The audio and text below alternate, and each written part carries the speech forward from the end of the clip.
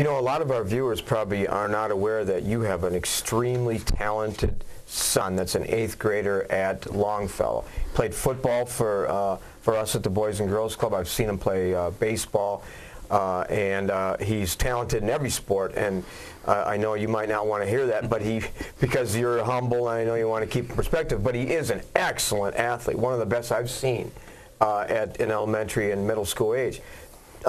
When he enters high school next year and you have these challenges in trying to balance things, how are you going to be able to do that?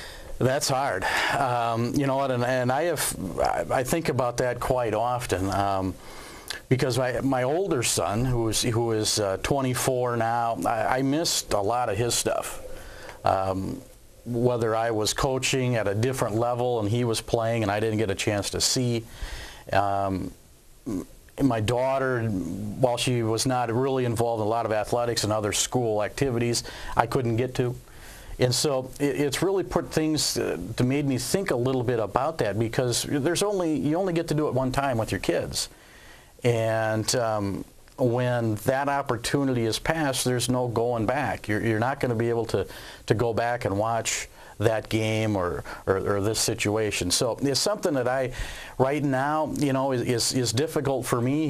He is, you know, he loves all of the sports that he plays, and you know, there'll come a time possibly where we got to make that decision of what we need to do. I'm sure you don't want to live in the temple of regret where you're not able to see him, but you know, with having 5 children of our own, I was able to balance that out. It was tough, but with my officiating schedule, coaching, and watching them play, I was able to see probably 80% of their games through the years, and so, but it's delicate to balance all that. Yeah, yeah, and again, as I said, you know, and with my philosophy along with the kids that I coach is, again, family, schoolwork, and then he'll find out then his athletics will come after those 2 things. You know, Coach Wunsch stepped down at last year largely for that same reason. You know, he wanted to watch his kid play the last couple of years. Yeah, sure.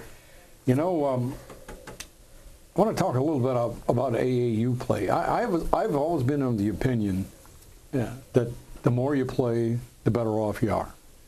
It's the way we always were when we were young. We didn't have AAU then, but, you know, we just played all the time. But recently I've heard coaches and area coaches questioning how much AAU play does for their team. How do you feel about that? That's a tough question, because my son is now involved with a team. He plays with an AAU team out of Eau Claire. Mm-hmm. It's a big time commitment, number one, to the athlete. And I don't think what people understand is a big time commitment to the parents also. I found that one out, because, you know, you're on the road. You know, there were 2-3 times a week I would be driving to Eau Claire and back with him for practice. Sounds like the life of an official. Yeah, kind of, you know, those late nights, you know, it's 10 o'clock and we're, you know, coming through Independence, you know, and it's, you know, there's not much going on there.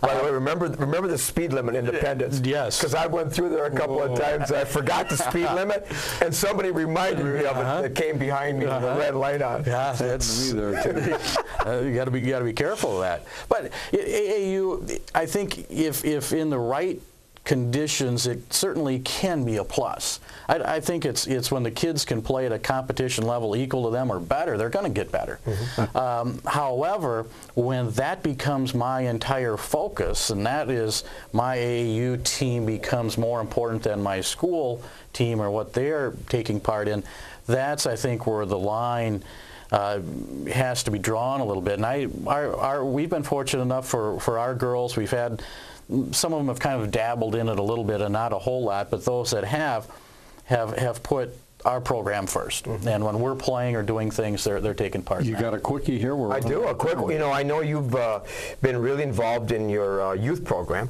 and the summer program. Dan Stacy's been involved, and so on. And talk just real quickly about how important that is as a feeder program and as an asset during the off season to you, Coach. No doubt. You know, our youth program, we started our youth program 3-4 years ago. We still have some people involved. Kevin Hennessy, his daughter Allison's playing for us now. Dan was involved. Dan Stacy was at that time. Now Dan Kramer. Dan has a couple daughters coming through. He's kind of involved in that big now. Tim Podesky. Tim has a daughter that's involved heavily in that. And really, it's great to have them.